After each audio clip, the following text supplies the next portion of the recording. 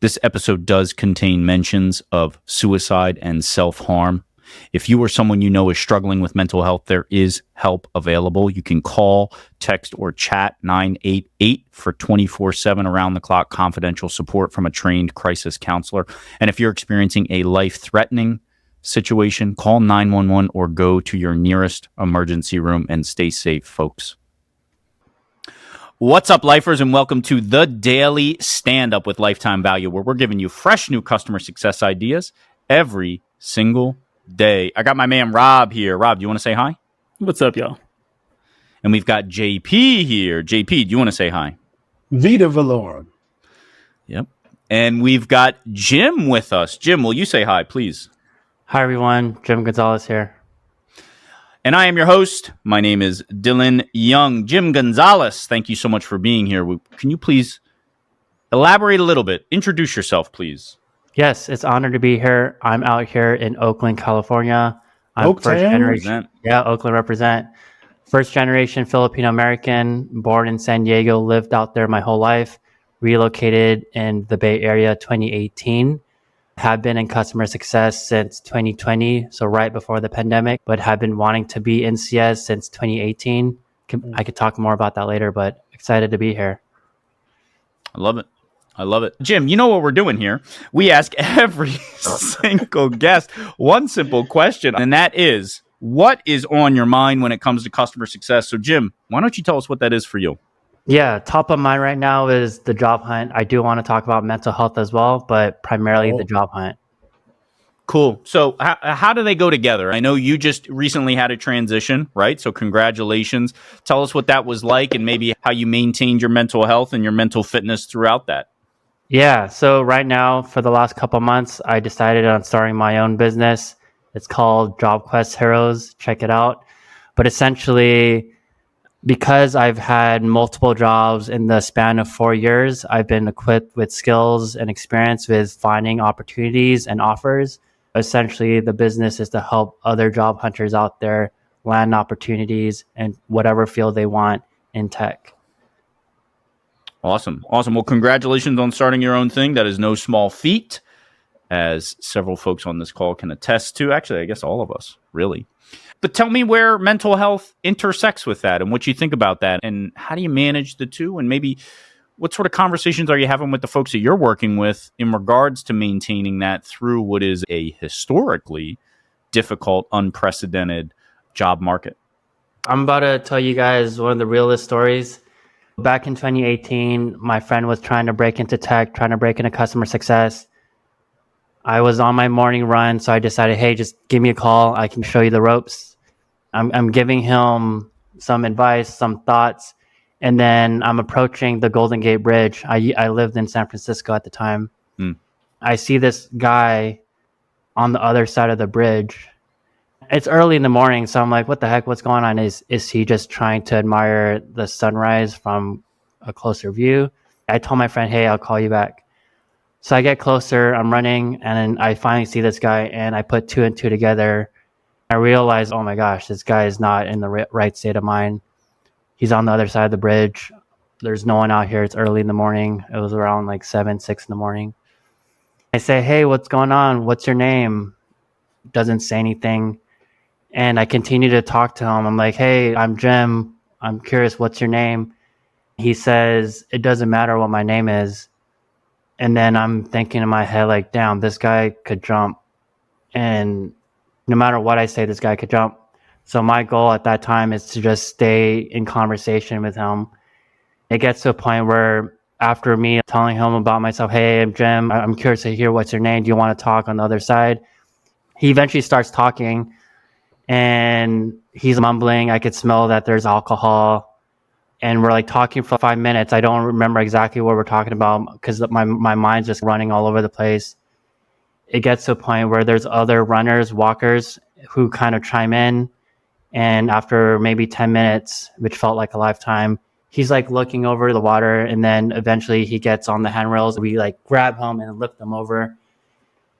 Then a car comes in. There's the police officer ready to escort him. And I finally get a chance to actually talk to him. I find out his name's Chris. And he starts telling me about his story of how he lost family members, he lost his job, and he just wasn't in the right state of mind. He was apologizing to me, saying, "Hey, Jim, I'm sorry that I had to put you through this." I say, "Hey, don't worry about it." I haven't seen him since. So I hope he's doing all right. But ever since then, mental health has been top of mind. How it relates to the job hunt is, I think a lot of people relate their title and their role is a huge part of their identity. When you lose that, you lose a lot, and it messes with your mental health. So ever since then, I've tried to bring awareness about the job hunt and mental health and how to balance that. Well, thank you for sharing that story. I guess what I would say to piggyback on that is, if you today are identifying yourself primarily with your job, then we talk a lot in customer success about single threading, like within a company. Like, you only have one champion, you only talk to one person. You're single threading your life in that case. I would encourage folks to do the hard work of trying to identify other things that they find joy in, other things that they identify as a neighbor, a friend, a community member, passionate about reading, playing video games, exercising, whatever it is that isn't related to it should in no way be related to your job. Because I found myself there as well and already struggle with mental health. Never been in the position that Chris was in, but can see how the path leads that way. So I agree with you 100%. Super important to call attention to it. JP, why don't you jump in and talk about what Jim's story means to you? Yes, I have this new phrase that I've been saying, which is Vita Valorum, which is like a translation of lifetime value. But I also think about it as like the value of life, right? That's sort of the way my mind flipped it, but I liked it as a slogan. I think that's always been part of my outlook, that because I've had a lot of jobs in my lifetime, I think that at some point I had to learn to dissociate my sense of self-worth from whether I was employed or unemployed, whether I was underemployed. I've never been overemployed, but I've had to I've had to learn that dissociation because I have had so many periods of not having a job. I'd just say that my more recent experience, I think I was out of a job for about 5 months-ish. This was after me getting clean. So I'm in good shape. I'm not taking any drugs or drinking anything. But I still remember after maybe my third or fourth failed interview or opportunity where I thought I was close, I had a thought where I was like, what if I wasn't here? I'm one of the most positive, optimistic. Ask anybody. That's not how I present. That's usually how I feel.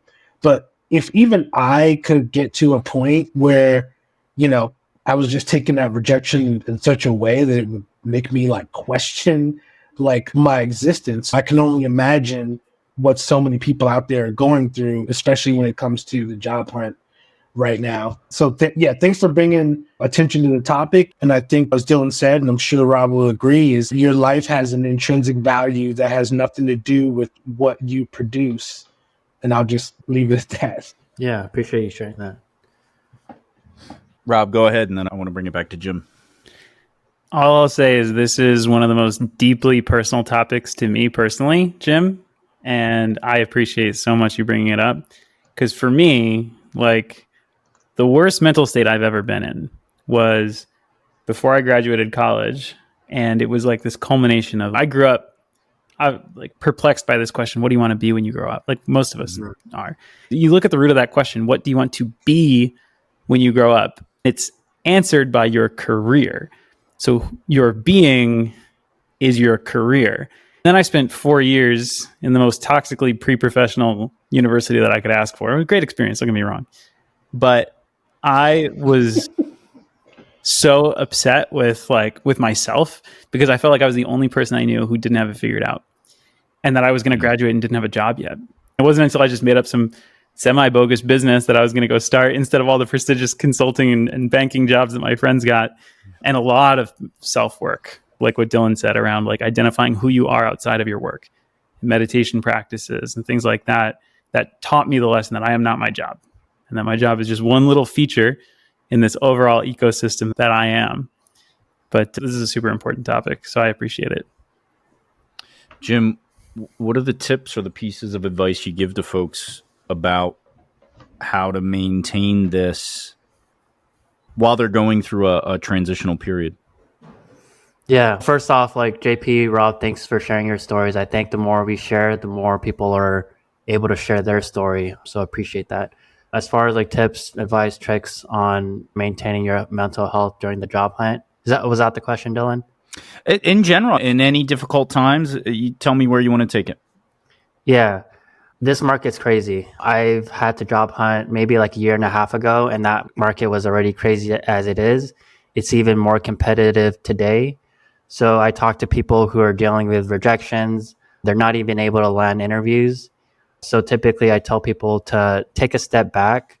The job hunt will be there. Obviously, everyone has a different background, they have different financial means. For some people, they need to support their family, pay rent, pay a mortgage. I totally understand that. But if you're just constantly applying to jobs, going nowhere, getting rejected, and you continue to have this negative perspective on the job hunt, it's not going to serve you well. So I always encourage people to take a step back, take a couple days off, do whatever you have to do, go out, get some fresh air. It's hard to say that, especially when you get rejected. Oh, you'll be fine, go out for a walk. But I really believe in just doing you before you go back into the job market, because it is competitive. Rejections are inevitable. It's going to happen. Yeah. It's really hard to do, but you should be asking yourself on a regular basis, how are you? And listening to what the answer is, not telling yourself what the answer should be, and acting accordingly. Jim, that's our time. Absolutely phenomenal topic. As I told you, I knew I would say that, but appreciate the vulnerability from you and from Rob and JP. But that is our time. Would love to come back and hear how things are going in a couple of months with the new venture. But for now, we've got to say goodbye. Awesome. Thank you so much for having me, guys. Thanks, Jim. You've been listening to The Daily Standup by Lifetime Value. Please note that the views expressed in these conversations are attributed only to those individuals on this recording and do not necessarily reflect the views and opinions of their respective employers. For all inquiries, please reach out via email to dylan@lifetimevaluemedia.com.